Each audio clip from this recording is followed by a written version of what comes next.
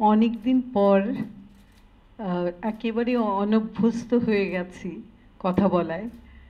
ঠিক সেরকম একটা সময়ে আমাকে একেবারে রীতিমতো বেলায়েত হোসেন মামুনের চাপে পড়েই আহ, এই স্মারক বক্তৃতা, সেটা হলো গিয়ে হীরালাল সেনের এই স্মারক বক্তৃতায় সম্মতি দিলাম যে হ্যাঁ ঠিক আছে।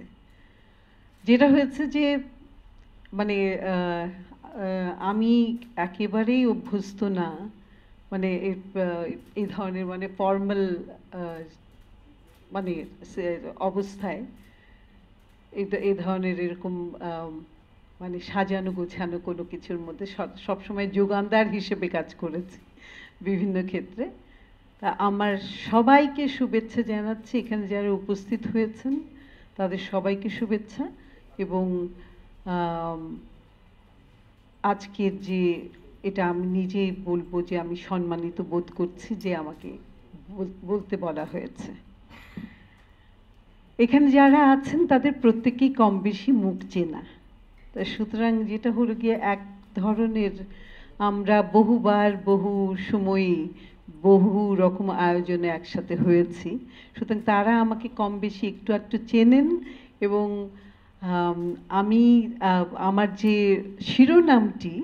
শিরোনামটি অন্তত তারা অনুধাবন করতে পারবেন যে তাৎক্ষণিকভাবে মাথায় আসা এবং কেন দেয়া। কারণ তার সঙ্গে যুক্ত আছে আমরা যেটা বলতে চাচ্ছি যে এখানে কেনই বা ইভ লিলিথের প্রসঙ্গ আসলো, এটা কি আদৌ গিমিক কিনা হয়তো, আর কেনই বা আমরা এই নারীর চলচ্চিত্র নির্মাণের সঙ্গে এদের দুজনকে যুক্ত করছি। আমরা তো খুব ভালো করেই জানি, বুক অফ জেনেসিসে যদি যারা এই ব্যাপারে একটু আগ্রহী তারা জানেন খুব ভালো করে যে লিলিথের নামটি হয়তো তাদের জন্য জানা, কিন্তু আমি ইভ এবং লিলিথ এই প্রসঙ্গটি কিভাবে আনা সেই জায়গাটি একটু বলবো। তার আগে একটু এটা বলে নিচ্ছি যে এখানে কিন্তু কোনো রকম মানে একেবারেই এই আমি বললে পারে তাহলে হয়তো বিষয়টা পরিষ্কার হবে। আমাদের যেটা হয়েছিল যে যখন আমাকে মামুন বলছে যে তাৎক্ষণিকভাবে আপনি একটা নাম দেন, আপনি একটা কিছু একটু বলেন, আমি কি বিষয়ে বলবো, বলে নারীর চলচ্চিত্র, আপনি তো চলচ্চিত্র নির্মাণের সঙ্গে সংসদের সঙ্গে এতদিন ধরে আছেন, হ্যাঁ তাহলে সেটা নিয়েই বলেন। বললাম যে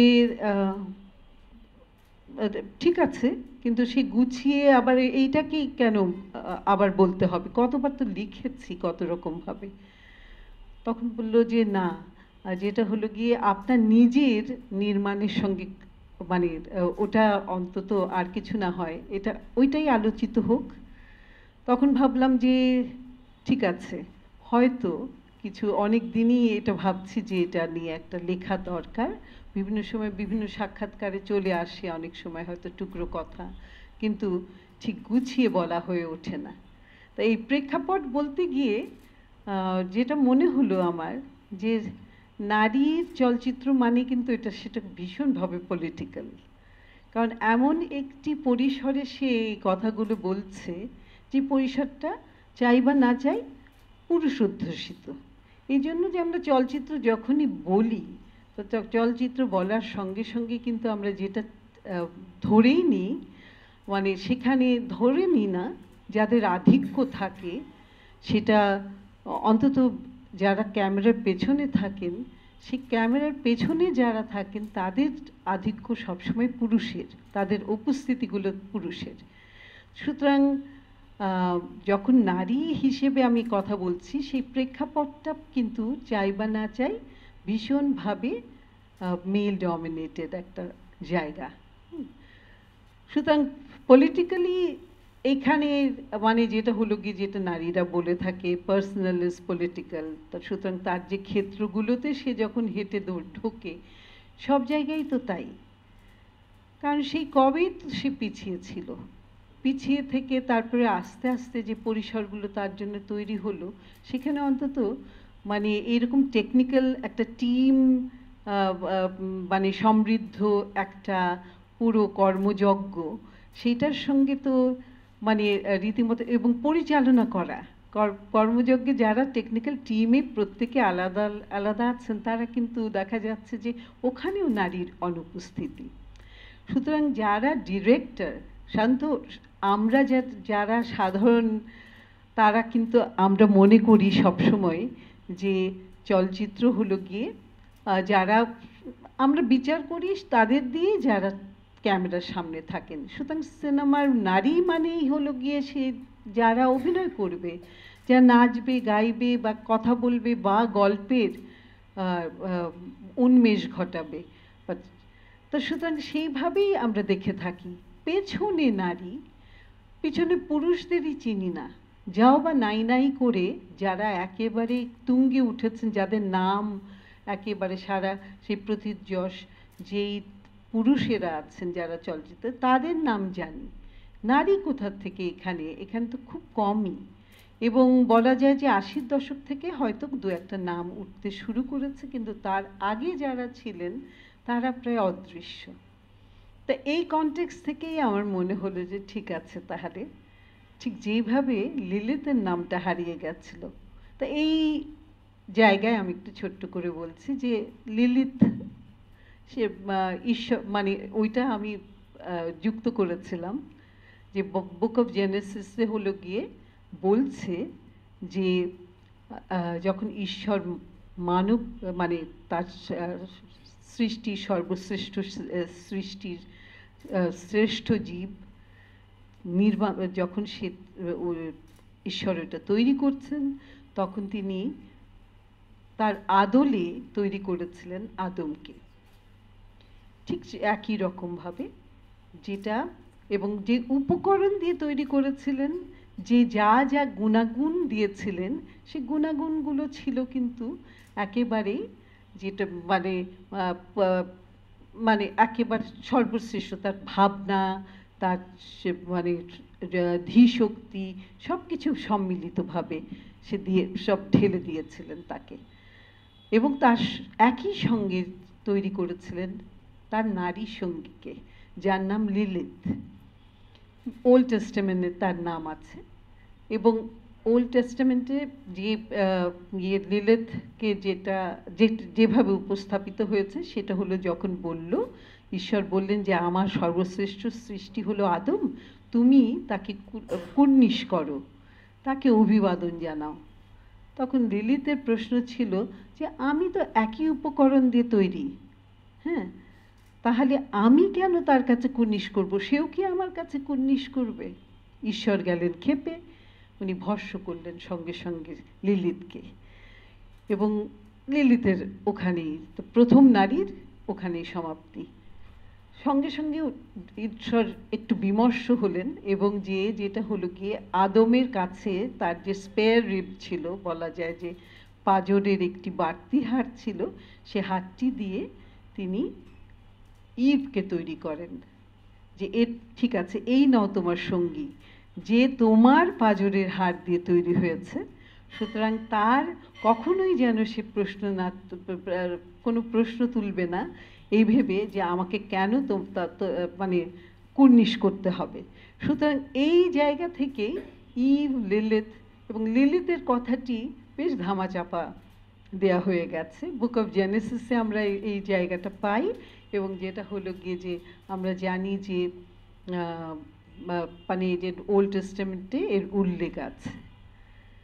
আমি এটা কেন নিয়ে এসেছিলাম, এটা আমার কাছে যেটা মনে হয়েছিল যে ঠিক এই জায়গাটি, যেটা মানে আস্তে আস্তে যে আমরা যদি দেখি যে পুরো বিবর্তনী ধারাটায় যদি তাকিয়ে দেখি, তা সেখানে দেখা যাচ্ছে নারী, আমরা জানি যে মানে মার্কস এঙ্গেলস যারা পড়েছেন তারা সবাই জানেন origin of the family, private property and state যারা পড়েছেন, তার আদি যে জায়গাটি সেটা সবাই কম বেশি অবগত, যে কিভাবে আস্তে আস্তে এই নারী, যেটাকে বলা হয় যে প্রথম কৃষাণী, তারা যেহেতু সংরক্ষণ করতো বীজ, এবং কিভাবে আস্তে আস্তে সেগ্রিগেশনটা তৈরি হলো, নারী পুরুষের বিভাজনটা তৈরি হলো, এবং আস্তে আস্তে মানে হান্টার গ্যাদারার যারা কিনা ছিল তারা কিভাবে আস্তে আস্তে সরে গেল, এবং এই জমি জমার সূত্রে আস্তে আস্তে পুরুষের যে আধিপত্য এবং যে জায়গাগুলো তৈরি হলো, যে সেটা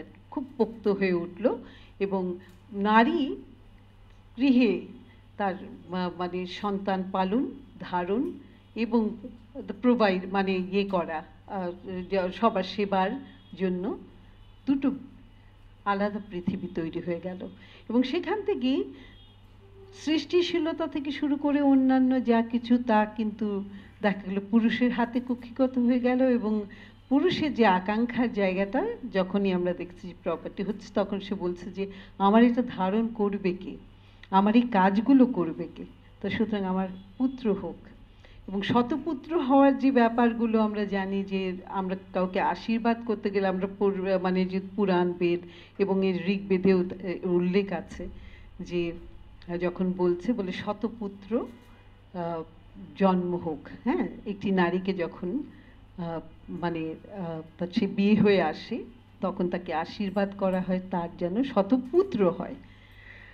কন্যা মানেই মানে এই জায়গাটিও আবার আছে যে বলা যায় যে আস্তে আস্তে বিয়ে প্রথা যখন এসছিল, এবং সেই বিয়ে প্রথার মাধ্যমে যেটা হয়েছিল হলো গিয়ে যে নারীর যে অন্তরীণ জীবনযাত্রা, সেটা হলো কুলবধূ হওয়ার যে তাগিদ, যে সে কুলবধূ হবে এবং সে গৃহের সব কিছু দেখাশোনা থেকে শুরু করে, আমি খুব মোটা দাগে বলছি, সবার যেহেতু কম বেশি এইগুলোর চর্চা আছে, আমি শুধু বলতে যাচ্ছি যে আমি কেন এই নামটি নিলাম, মানে এটা দাঁড় করালাম শিরোনামটি। তা এই কনটেক্সটগুলো ধরেই যেটা হলো যে আস্তে আস্তে এই যে বিভাজনটি এত অ্যাকিউট হতে থাকি, আমরা স্মরণ করলেই দেখব যে আমাদের এখানে যখন নারীর এডুকেশন, আমরা জানি যখন নারী শিক্ষার কথা ওঠে তাৎক্ষণিকভাবে তখন মনে পড়ে যায় যে সেই বেথুন স্কুলের কথা 1850-এ। সেই প্রথম নারী যখন 11 জন নারীকে নিয়ে আসা হয়েছিল পড়ানোর জন্য, তা সেখানেও কি ঘটনা ঘটেছিল, ঢিল খেতে হয়েছে, কিছুতেই থাকবে না, সে 11 জন থেকে 6 জনে নেমে গেল, নেই প্রায়, তারপরে আস্তে আস্তে সেটা বাড়তে শুরু করে। তো সেই রকমভাবে প্রতিটি ক্ষেত্রেই কিন্তু এই নিষিদ্ধ, আমরা যে জানি সেই সতীদাহ থেকে শুরু করে আরও অন্যান্য, আর আমরা তো রোকেয়ার কথা পড়েছি, রোকেয়া যদি বলি সঙ্গে সঙ্গে তাকেই তো প্রায় পরিত্যাজ্য করে এক কোণে ফেলে দেওয়া হয়েছে অলমোস্ট। হ্যাঁ, এখন না হয় ইউনেস্কো আবার তার সুলতানাস ড্রিম নিয়ে আবার পুনরুজ্জীবিত হচ্ছেন হয়তো রোকেয়া, এবং তাকে বলা যায় যে এই ইউনেস্কোর কারণে ইদানিং তিনি আবার আলোচনায় এসেছেন। কিন্তু তার যে মানে তার যে প্রজ্ঞা এবং যেসব কথা মানে যা প্রবন্ধগুলো আছে এবং নারী সংক্রান্ত, এবং তার যে স্ট্রাগলটা পুরোই ছিল তার স্কুলের জন্য যা করেছেন, সেটা মানে সীমাহীন।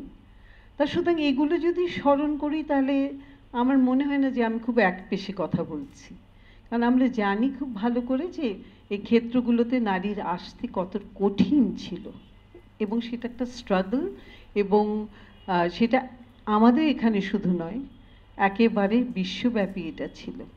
এবং বিশ্বব্যাপী মানে কি, যেটা আমরা দেখব যে যদি পশ্চিমের দিকে তাকাই তাহলে দেখতে পাবো যে কিভাবে ভোটাধিকার এবং এই ইভেন ওই লড়াইটাও তাকে চালিয়ে যেতে হয়েছে তাদেরকে, এবং সেটা তারপরে যেটা হলো গিয়ে যে দাস প্রথার বিরুদ্ধে যেই নারীরা উঠে দাঁড়িয়েছিল তাদেরকে কিন্তু ওই জায়গায় কাবু করে দেওয়া হয়েছিল, তার দুর্বলতার জায়গাটা দিয়ে তাকে দেখিয়ে দেওয়া হয়েছিল যে তুমি যে এত কথা বলছো যে দাস প্রথা তুলে দিতে হবে, তাহলে এই তুমি কি নাগরিক?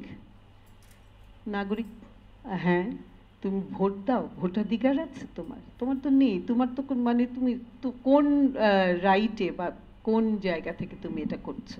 তো সুতরাং এইভাবেই কিন্তু আমরা দেখেছি যে এই প্রশ্নগুলো উঠলো, এবং সেই স্ট্রাগলটাও চলেছিল অনেক দিন ভোটাধিকারের জন্য।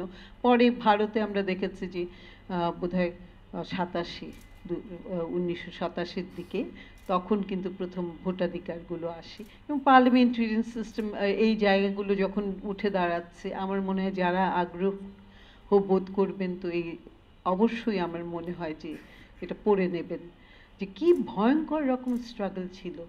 এবং যেটা হলো বাড়ি থেকে আমরা জানি যে ব্রাহ্ম সমাজের যে এত যে আধুনিকতা এবং আলোকিত মানুষের সমাগম, সেখানেও কিন্তু দেখা গেছে যে নারীর যখন সে স্পেসিফিক্যালি যখন সে ডাক্তার বা কোনো একটা পেশার ক্ষেত্রে যেতে চাইছে, তখন কিন্তু তাকে অনুমোদন দেয়া হচ্ছে না।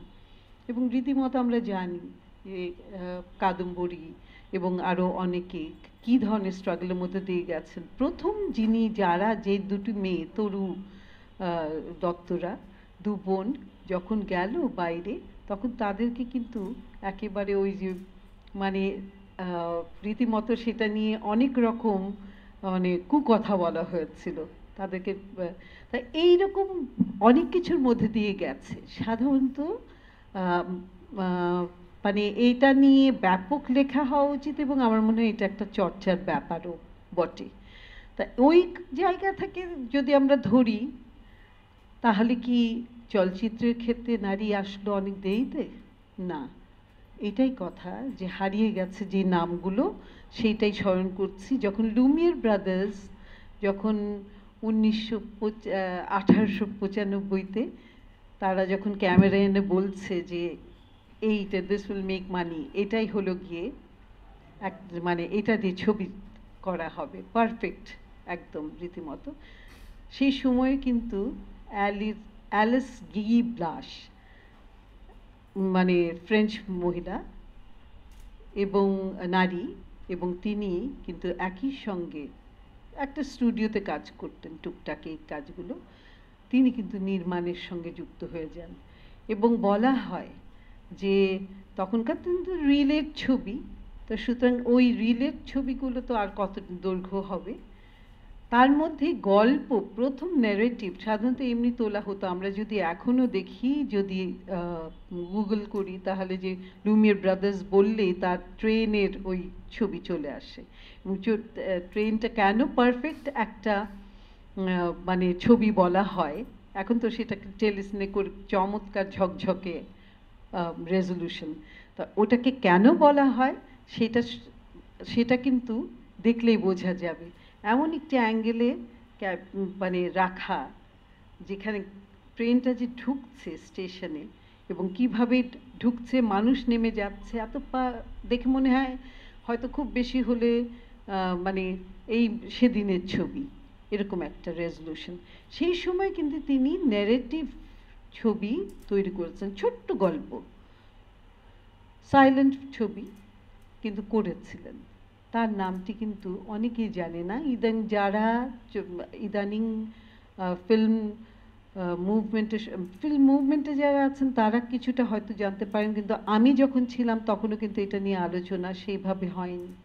এই যে যেটা বলবো যে নারীর যে আন্দোলন, সেই আন্দোলনের সূত্রে যে ইতিহাস ঘাটাঘাটি এবং ইতিহাস থেকে তুলে নিয়ে আসা যে ঘটনাপটগুলো, সেটাও কিন্তু সাম্প্রতিককালে এটা বা উইমেন স্টাডিজের কল্যাণে আমরা কিন্তু বিভিন্ন জায়গায় পাঠ করছি, দেখছি, জানছি এবং আলোচনা করছি। আর সবসময় একটু ভ্রু কুচকানো ভাব থাকে আমাদের যে নারীর আন্দোলন, হ্যাঁ সেটা তো আবার কি, মানে এটা কি দরকার আছে? সবই তো সমতা, সবই তো সম অধিকারের ব্যাপার চলে এসছে। আদৌ এসছে কিনা সেটা গণনা করলেই বোঝা যাবে, অনুপাতটা দেখলেই বোঝা যাবে।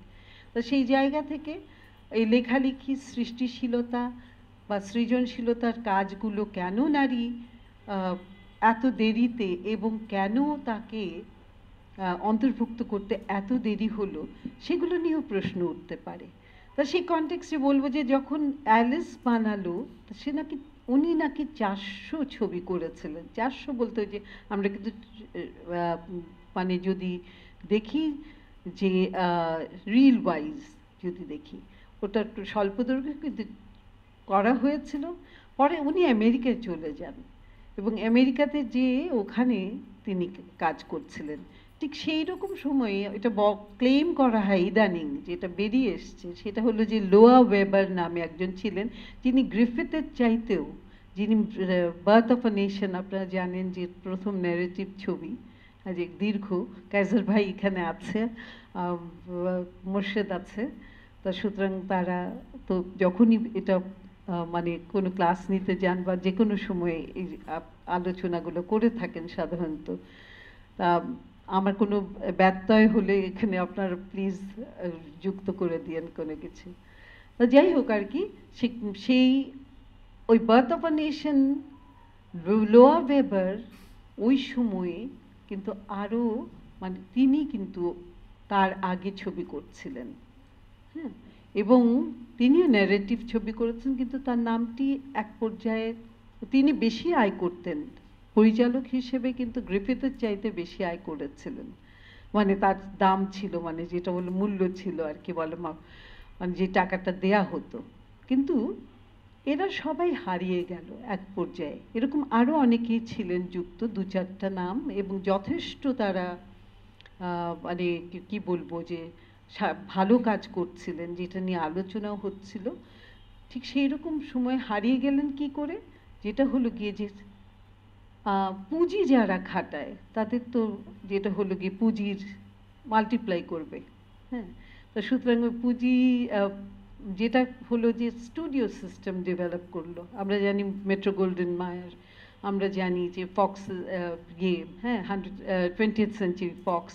তা এই ওরা যখন বলল যে ঠিক আছে আমার এই স্টুডিও ইয়েতে দ্রুত নামাতে হবে ছবি, তখন দেখা গেল নারীরা কিন্তু এক পর্যায়ে মানে ওরা কাজ হারালো। তো যে আগে যেমন তাদেরকে ঘন ঘন ডাকা হতো, তো সেই কাজ হারালো। অন্তত এদের নাম কয়েকটা পাওয়া যায়, বাদ বাকি কারা কি ছিলেন জানি না।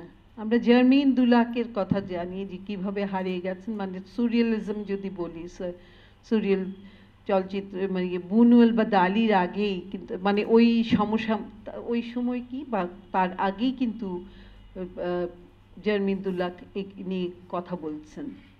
আমরা মায়া ডেরেনের নাম জানি, আমরা বিভিন্ন সময় যারা যুক্ত আছি চলচ্চিত্র সংসদ আন্দোলনের সঙ্গে, এই পুরনো সেই 1900 বলা যায় যে 40-এর দিকে যে চলচ্চিত্রগুলো হচ্ছে, নারী তৈরি করছে, হ্যাঁ, সেটা কিন্তু এক পর্যায়ে আজকে না হয় সেটা পাঠ্যসূচির মধ্যে অন্তর্ভুক্ত, অন্তত চলচ্চিত্র নির্মাণের সংক্রান্ত কোনো মানে যে পাঠ দান করা হয় তার মধ্যে অন্তত তাদের নামটা যুক্ত করা হয়েছে, এবং সেই ছবিগুলো দেখানো হয়। সেটার এত স্মার্ট, মানে আমি যাই হোক এটা মানে ওইটা আমার মনে হয় যে ইয়েতেও দেখা যায়, চাইলে পারে কিন্তু আমরা দেখতে পাচ্ছি, চাইলে এখন দেখা যায়, অন্তত সেগুলো আপলোড করা হয়েছে।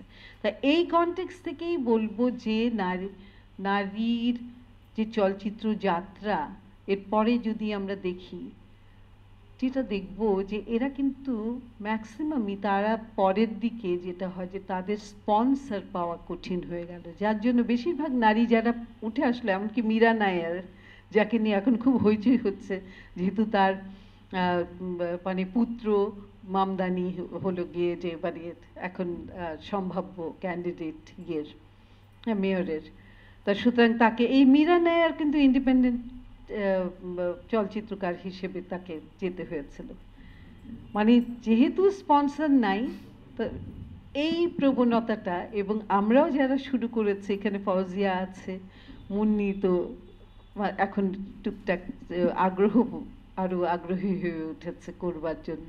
আমি আশা করছি যে শিগগিরই দেখব তার চলচ্চিত্র।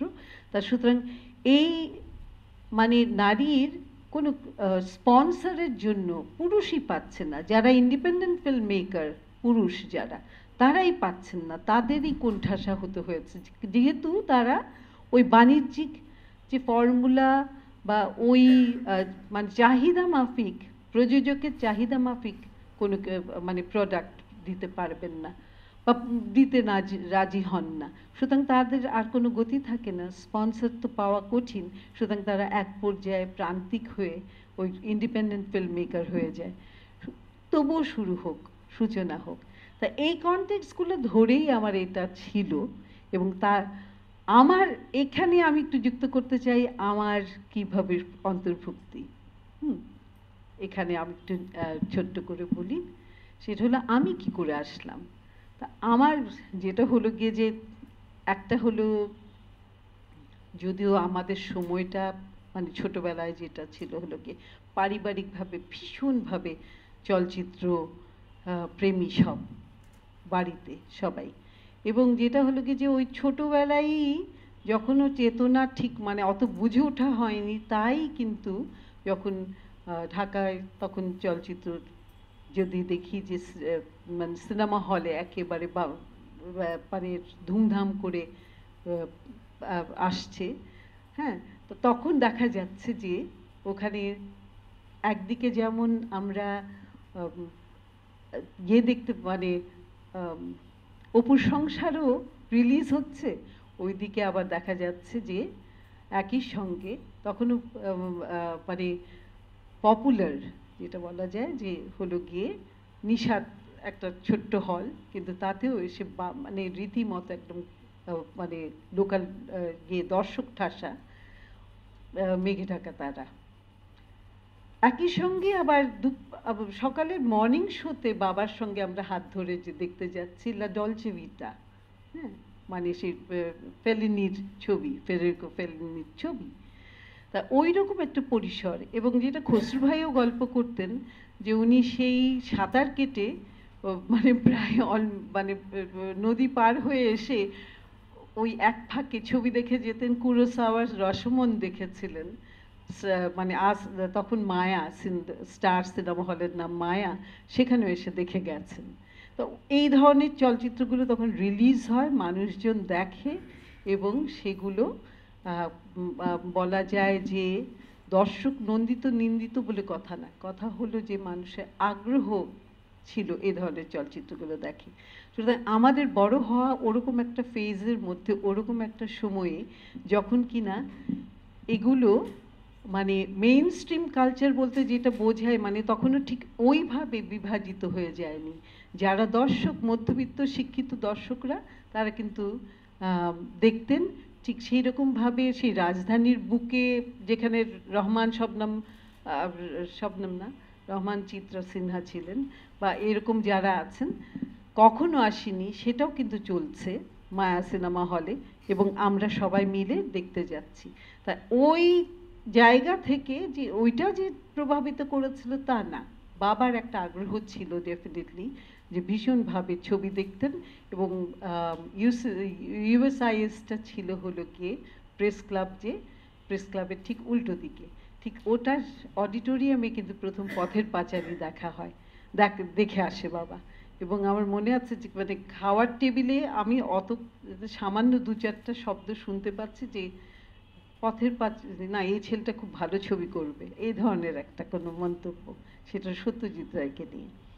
তা ওই ঢাকার সেই চেহারা, সেই ওর মধ্যে বড় হওয়া, আর যেটা হলো গিয়ে যে তাই বলে মেয়ে চলচ্চিত্র নির্মাণ করবে ডেফিনেটলি সেটা তাদের মাথায় ছিল না, এবং প্রফেশন হিসাবে নারী আসবে সেই কথাও ভাবা হয়নি। যদি আমরা রেবেকার নাম শুনেছি যে এফডিসিতে আছেন, এবং বিন্দু থেকে বৃত্ত সঙ্গে সংযুক্ত ছিলেন ভীষণভাবে, কিন্তু সেটা চিত্রালীর পাতায় হয়তো টুকরো খবর হয়ে এসেছে কি নেই, সম্ভবত নারী বলেই হয়তো সেটা অতটা প্রাধান্য পায়নি। কিন্তু এই একটা পরিসরের মধ্যে যখন বড় হয়ে উঠছি, আমার যুদ্ধ মানে 1971 যুদ্ধ ছিল আমাদের একেবারে চেতনা ধরে সমূলে নাড়া দেয়া একটা অধ্যায়।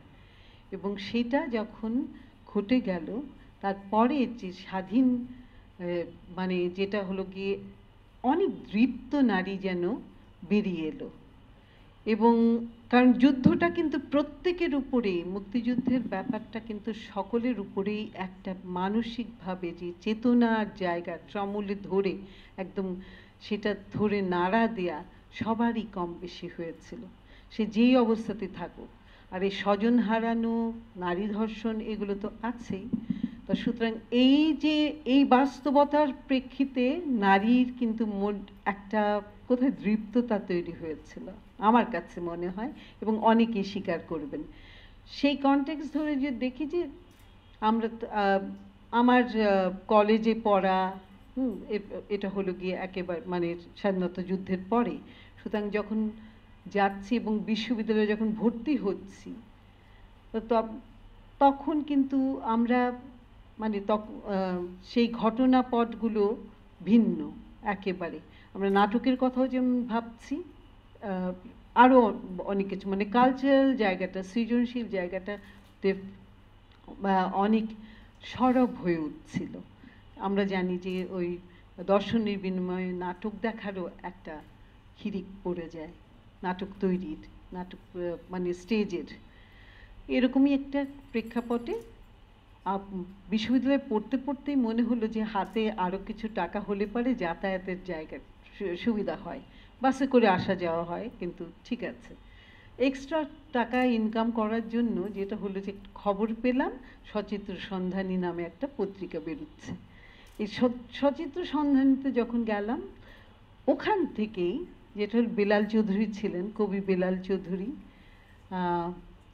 এইরকম এত চমৎকার একজন মেন্টর পাওয়া রীতিমতো আমার মনে হয় যে এটা সত্যি একটা ভাগ্যের ব্যাপার। এবং বেলাল ভাই যেটা দায়িত্ব দিলেন, যেটিকে চলচ্চিত্র যে দেখবে, দেখে টেখে এসে তুমি রিভিউ লিখবে, সেটা প্রায় হাতে ধরেই উনি শিখিয়েছিলেন। আমি তার কাছে কিন্তু সেই জায়গাটা ওইভাবেই মনে করি যে আমার মেন্টর সত্যিকার অর্থে পথ দেখিয়েছিলেন যে এইভাবে করো। খুব স্মার্ট শব্দ নিয়ে কিভাবে খেলতে হয় সে বিষয়টাও কিন্তু সেইভাবে উনি উনি দেখিয়ে দিয়েছিলেন প্রায়।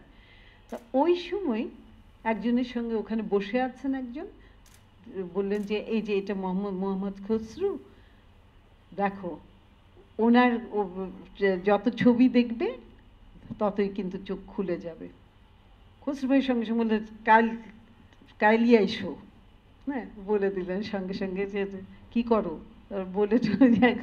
এবং খসরু ভাইয়ের সঙ্গে যথারীতি আমিও ছবি দেখার সুযোগ পেয়ে গেছি, একদম রাশিয়ান কালচারাল সেন্টারে এসে হাজির। তারপরে ভারতীয় যে কালচারাল সেন্টার ছিল তখন, সেটাও খুব প্রচণ্ডভাবে, সেটা মানে রীতিমতো এটা কিন্তু নস্টালজিয়ার ব্যাপার। এই দেখা, ছবি দেখা এবং ছবির পরে যে আড্ডাবাজিটা হতো, সেটা যে কতটা সমৃদ্ধ করতো আমাদের ভাবা যায় না। তবে বাড়ির যে বলা যায় যে রীতিমতো যে আমাদের সন্ধ্যার সময় বাড়ি ফেরার যে চাপাচাপি, সেটাও শিথিল কি বকা খেতাম প্রচণ্ড, তারপরেও ছবি দেখতে হবে। তার কারণ রাত করে ফেরা, 9:30, 10টা, 11টা হয়ে যাচ্ছে। তা ওই রকমই সময় যেটা হল, খসরু ভাই বললো যে লেখালেখি করো, এবং ওই রিভিউ লিখতে গিয়ে আমার মনে আছে প্রমিস ল্যান্ড, হ্যাঁ আন্দ্রে ভাইদার ছবি, দুর্দান্ত, হ্যাঁ পুরো একেবারে মানে ইন্ডাস্ট্রিয়াল রেভলিউশন থেকে কিভাবে মানে পুরো বদলে যাচ্ছে প্রেক্ষাপট। মানে কেউ যদি ওইটা একটা দেখে তাহলে কিন্তু মার্কসিজম, সোশ্যালিজম এগুলো তাদের একেবারে মগজে ঢুকে যাবে।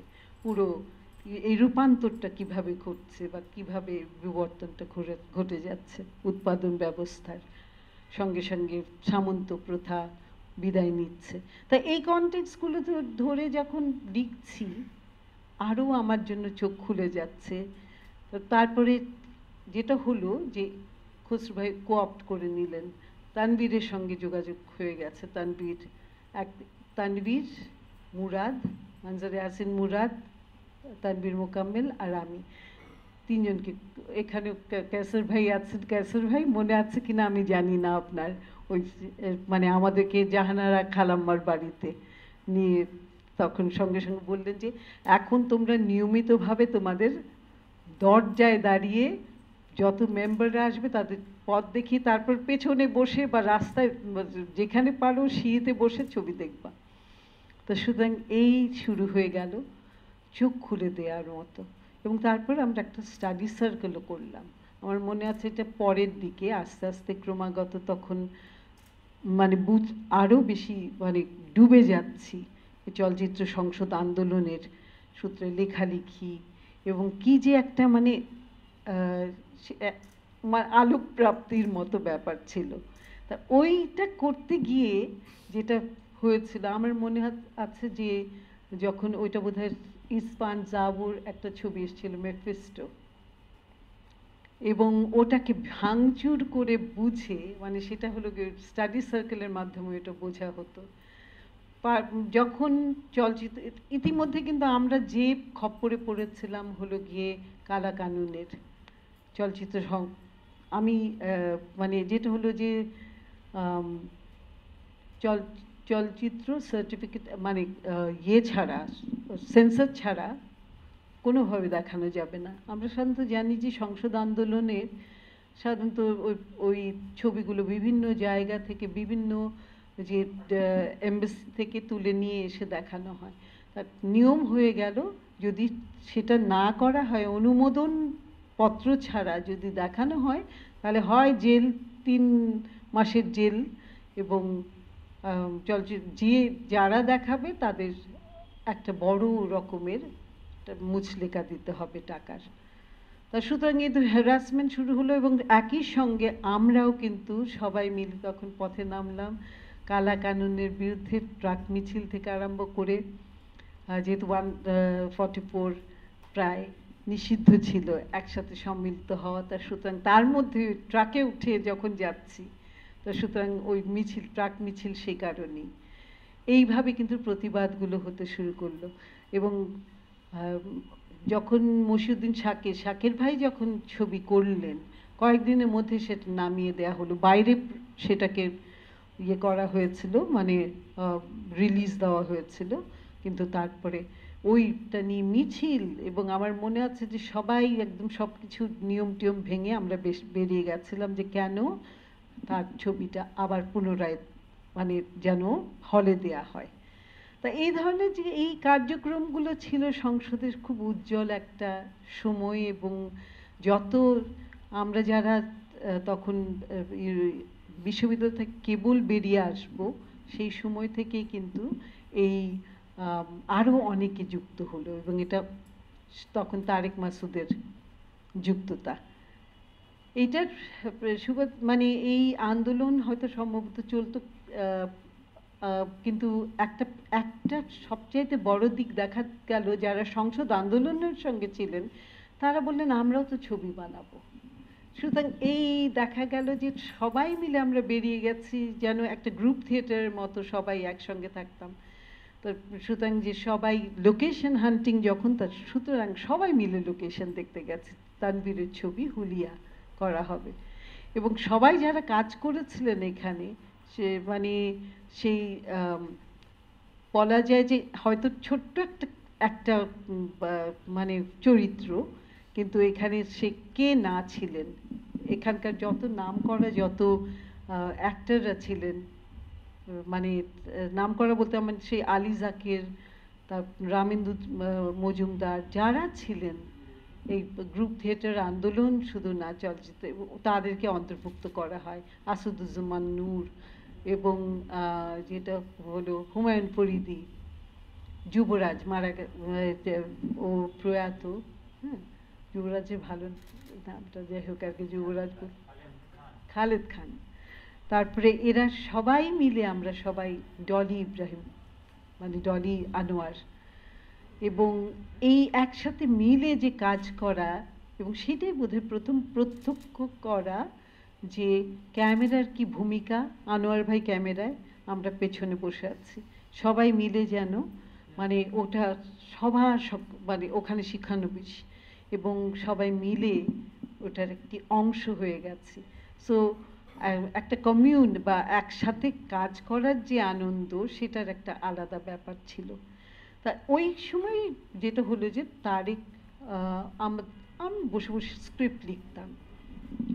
91-তে তারেক তখন আমেরিকায় চলে গেছে, 91-তে ও ফিরলো, ও কোন একটা কাজে এসছে, তা তখন ফেস্টিভ্যাল চলছে, ফেস্টিভ্যালে এসছে হলো গিয়ে পাকিস্তান থেকে এসছে সাবিয়া সুমার, এবং ভারত থেকে এসছে বাসুদা যোশী ওদের ছবিগুলো প্রদর্শনীর জন্য। মানে ওরা পার্টিসিপেন্ট ওই ফেস্টিভ্যালে। ওখানে আমি ঢুকতেই তারেক বলে কি, সামনে এসে দাঁড়িয়ে একদম কোমরে হাত দিয়ে বলছে কি, এই তোমার স্ক্রিপ্ট কই? আমি বললাম স্ক্রিপ্ট আবার কোথা থেকে, কি বলছো তুমি? বলে তোমার স্ক্রিপ্ট লিখো না? মনে মনে বললাম যে হ্যাঁ আমি তো লিখি, আর ওটা তারেককে অনেক সময় শুনিয়েছি। বলে কি এখনই বের করো একটা। আমি কোথাও নিয়ে ঘুরি নাকি? তো তখন বললো কি হিড় হিড় করে আমাকে টেনে নিয়ে টেন্টে ঢুকালো। বলে এই দেখেন এই যে কালপ্রিট ধরে নিয়ে আসছি, ওকে দিয়ে ছবি বানান। কি হয়েছে ওখানে? ওরা বলছে যে হ্যাঁ পাকিস্তান থেকে একজন নারী আসলো, ভারত থেকে আসলো, আমাদের নারী কই? কে হতে পারে, কে হতে পারে? তখন তারেক বলছে কি আপনি শামীম কে, তখন বেবি ভাই ছিলেন, বেবি ইসলাম ছিলেন, এবং সালাউদ্দিন জাকি তখন ওনার হলো, উনি তখন যেটা হলো ডিজি এফডিসির, এবং ছিলেন হলো গিয়ে আবুল খের। এই তিনজনই তখন বলে উঠলেন যে যে আমরা কিন্তু কাজ করব তোমার ছবিতে যদি তুমি সত্যি করো। তো যাই হোক আর কি, সেই কথা মতোই সেই এফডিসিতে যাই আমি তারেকের সঙ্গে। তারেক ওখান থেকে রিল জোগাড় করতে গেছে। আমি যেই লোকেশন দেখিয়েছি আমি বললাম সাদা কালো করব এবং ছোট্ট, তখন যেটা হয় যে একটা ছেলে মানুষই মাথার মধ্যে থাকে। আমি তখন সাংবাদিকতা করি সংবাদ পত্রিকায়। হ্যাঁ, তা তখন ওইটা যখন গেছি, সাদা কালো রিল পাওয়া যায় না। তো চাষী নজরুল ইসলাম এসেছিলেন ওখানে।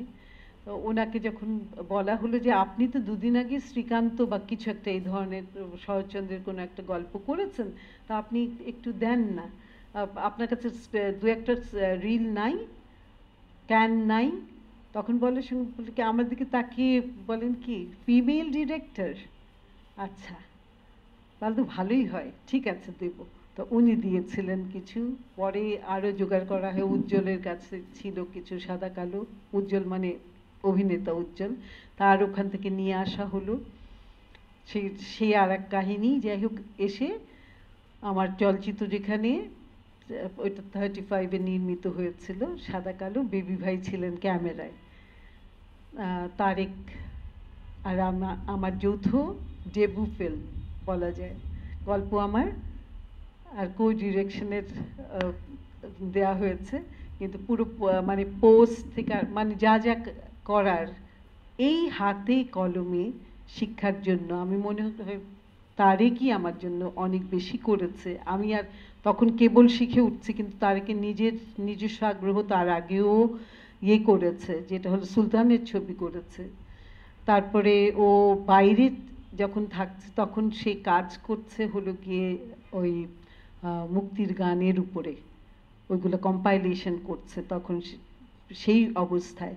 তো সুতরাং এই ছবিটা হলো, ওইটা যখন প্রদর্শনী হলো তখন ওইটা প্রচণ্ডভাবে আলোড়িত হলো। মুন্নির হয়তো মনে থাকতে পারে, আমি জানি না, মনে আছে যেটা হলো গিয়ে 2 নম্বরের গেটে ইনস্টিটিউটে, মোর্শেদ আপনার মনে থাকতে পারে হয়তো।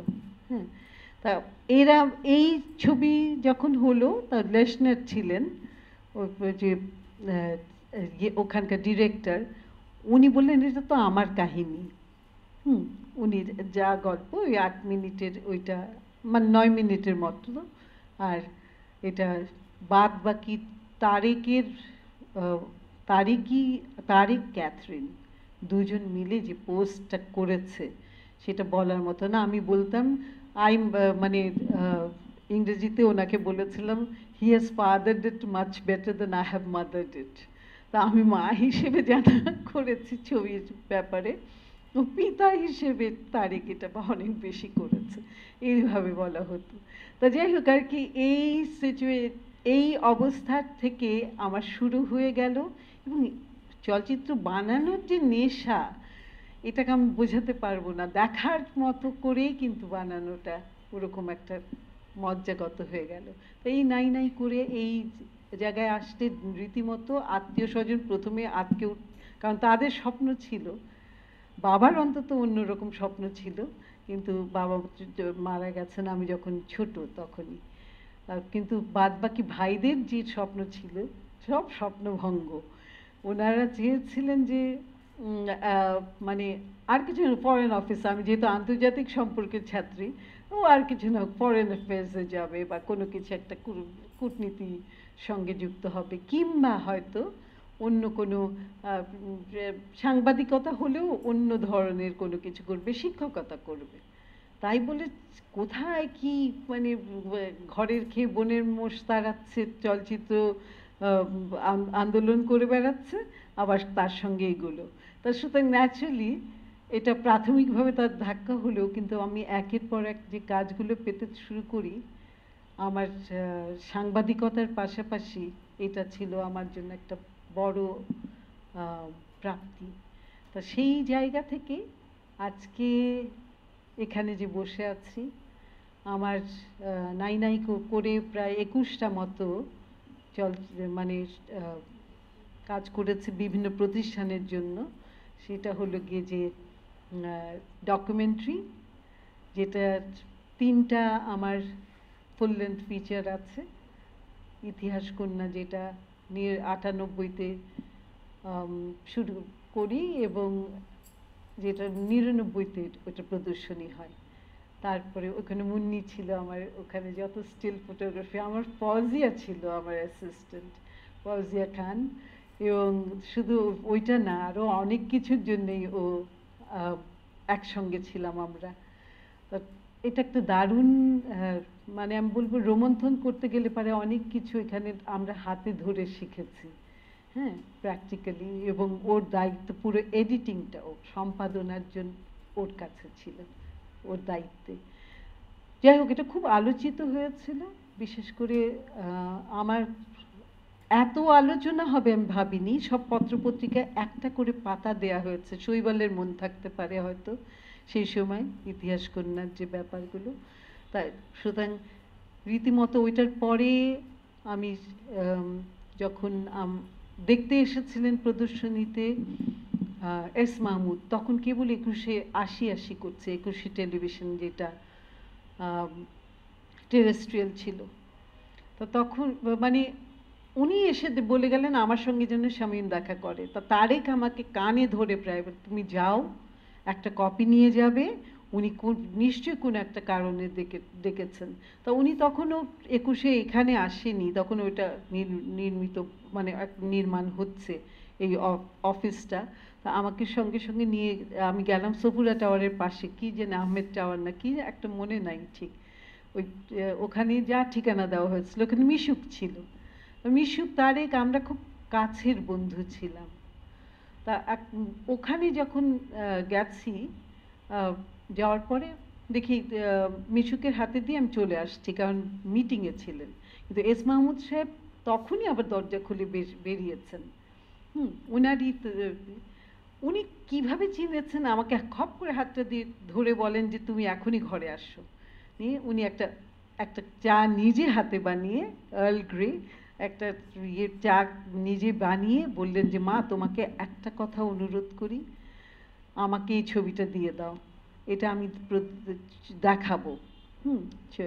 এবং আর একটা জিনিস হলো যে তুমি যদি এরপরে কখনো ছবি নির্মাণ করো, মুক্তিযুদ্ধ তো সবাই বুঝবে না, তা তুমি যদি পারো দ্বিতীয়টা মানে যেন যতদিন পারো মুক্তিযুদ্ধের উপর ছবি করো, ফিচার ফিল্ম হলে পারে সেটা আরো বেশি মানুষের মানে এটা প্রভাব ফেলবে। তো ওই ছবি, ওইটা মনে রেখেছিলাম। পরে আর সেটা মানে এর পরে যে ছবিটা করি সেটার নাম ছিল হলো গিয়ে শিলালিপি। সেটা ছিল বায়োপিক, আমাদের সেলিনা পারভিন যাকে বধ্যভূমিতে পাওয়া গেছিল তার উপর, তার বায়োপিক। ওই মানে সুতরাং ইতিহাস কন্যা যে ডকুফিকশন স্টাইলে, ওইটা প্রায় 2 ঘন্টার ছবি, হ্যাঁ। এবং অনেক জায়গায় হয়তো আমরা ছাড়তে পারতাম, কিন্তু কেন জানি তখন আমরা ওটা ধরেই রাখলাম। এবং ফজিয়া আমার প্রতি এত সদয় হয়ে ও আমাকে রক্ষা করেছে তখন। তখন মানে এই এবং আমার সুরকারও ছিল নারী, সেটা হলো কি মৌসুমী কাদের। তো সব মিলিয়ে বাপ্পা ছিল, বাপ্পা মানে হয়তো মানে ও আবহ সঙ্গীতটা করেছিল, কিন্তু সুরের গানের সুর দেওয়াটা মৌসুমী কাদেরের। এইটা এবং শিলালিপি, আমরা ওই শিলালিপির পরে আমার একটা দীর্ঘ বিরতি ছিল, কিন্তু তারপরেও আর কি পরে শেষমেশ যেটা করি রিনা ব্রাউন। কিন্তু সেই যে আমার ছবির যারা ছিলেন তারা আজকে নেই, ভাবতেও খুব ভীষণ কষ্ট। তার মধ্যে প্রধানত আমি তারেককে হারিয়েছি, তারেক মাসুদ। এবং তার সঙ্গে যদি বলি যে একটা মানে মিশুক, তারেক মিশুক দুজনই কিন্তু ভীষণভাবে সাপোর্টটা, সাইকোলজিক্যাল সাপোর্টটা ওরা ভীষণভাবে দিত। আর এছাড়া যদি দেখি বেবি ইসলাম নেই, আবুল খায়ের নেই, মানে কি, মানে যখনই তাকাতে যাই, অঞ্জন ছিল আমাদের সঙ্গে, জাহিদুর রহমান অঞ্জন, ও নেই। আমি আছি, ভাবছি ছবি করব কিনা জানি না। আজকে একটা কঠিন সময় আমরা দাঁড়িয়ে আছি, দেখা যাক আগামী কোথায় নিয়ে যায়। অনেক ধন্যবাদ।